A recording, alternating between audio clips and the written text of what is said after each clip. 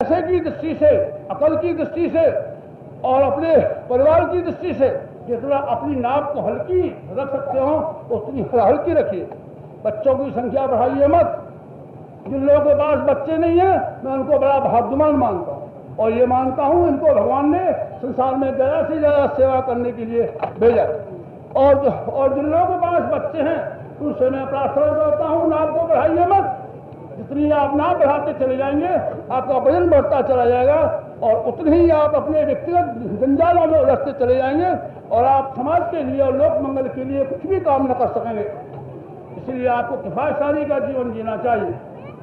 कपड़े आप कम पहनिए, कम हैसियत के मकान में रहिए और कम कीमत की चीजें खाइए ताकि आपके पास पैसे की बचत हो सके, अकल की बचत हो सके, समय की बचत हो सके। इच्छाओं को व्यक्तिगत महत्वाकांक्षाओं से सीमाबद्ध कीजिए और सामाजिक महत्वाकांक्षाओं में विकसित कीजिए।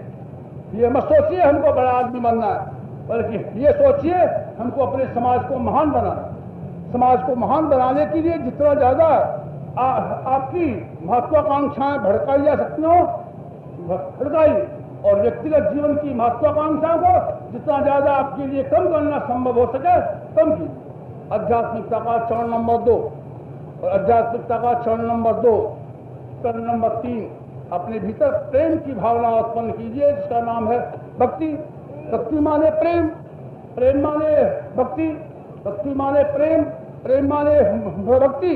और वो भक्ति किसी कल्पित भगवान के साथ सीमित रह करके पूरी नहीं हो सकती। वो भगवान की भक्ति मनुष्य मात्र में आएगी, समाज के लिए आएगी, अपने जीवन के प्रति आएगी, अच्छे सिद्धांत और आदर्शों के प्रति जो भक्ति आएगी मैं सिर्फ उसी को भक्ति कहूंगा। और भक्ति के लिए प्रेम जब कभी भी आता है तब देने की इच्छा उत्पन्न होती है। प्रेम माने देना, प्रेम माने देना, प्रेम माने देना। जब कभी भी किसी के प्रति प्रेम हो तो मन में से स्वभाव से ये इच्छा होती है कि हम इससे ले नहीं बल्कि हम दें।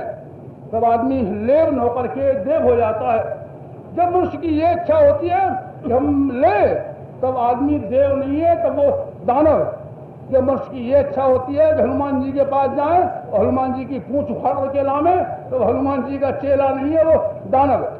और जब आदमी की ये इच्छा होती हो कि हम गणेश जी को एक आदमी का लड्डू खिला करके जाए और जब मौका मिल जाए तो गणेश जी के दोनों दांत उखाड़ करके ले जाए, समझते ये देव नहीं है, दानव है। लेने की इच्छाएं देव नहीं है, दानव है। देने की इच्छाएं जब मनुष्य के भीतर पैदा होती हैं तब उसके अंदर भगवान पैदा होता है, आत्मबल पैदा होता है, सिद्धियां पैदा होती हैं, चमत्कार पैदा होता है, जीवन को उद्देश्य को पूरा कर सकने लायक बल पैदा होता है।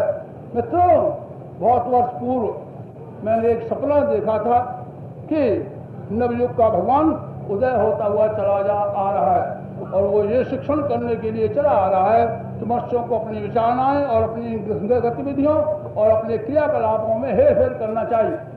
उस हेरफेर की तैयारी के लिए अपना ये छोटा सा जीवन उत्सर्ग कर दिया मैंने। आप लोगों को इकट्ठा किया मैंने कितनी भावनाओं के साथ, कितनी तमन्नाओं के साथ, कितनी इच्छाओं के साथ और कितनी व्याकुलता के साथ, कितने लंबे सपने देखने के साथ आप लोगों को मैंने ढूंढ करके निकाला और ढूंढ करके निकाला एक माला में परोया था। अब मैं चाह रहा था कि जब मैं वृत्तासुर से जूझने के लिए रीछ की तरीके से और जब मैं ज्ञान की गंगा को लाने के लिए भागीरथ की तरीके से हिमालय पर चला जा रहा हूँ तो आप लोगों की माला जो मैंने बड़ी परिश्रम से लंबे वाले जीवन में एक एक दाना और एक एक फूल और एक एक कण बीन करके एक धागे में, प्रेम के धागे में परो करके रखी है, अपने नवयुग रूपी भगवान के चरणों पर करा करके जाऊं, यही एकमात्र मेरी इच्छा है। अगर ये इच्छा मेरी पूरी की जा सकी तो मैं हंसता हुआ खेलता हुआ जहाँ से चला जाऊंगा वो कार्य करने के लिए जो कठिन कार्य भागीरथ ने संपन्न किए, जो कठिन कार्य रीछ ने संपन्न किए। लेकिन अगर मेरी बात को आपने सुना नहीं तो मैं यही कहता चला जाऊंगा।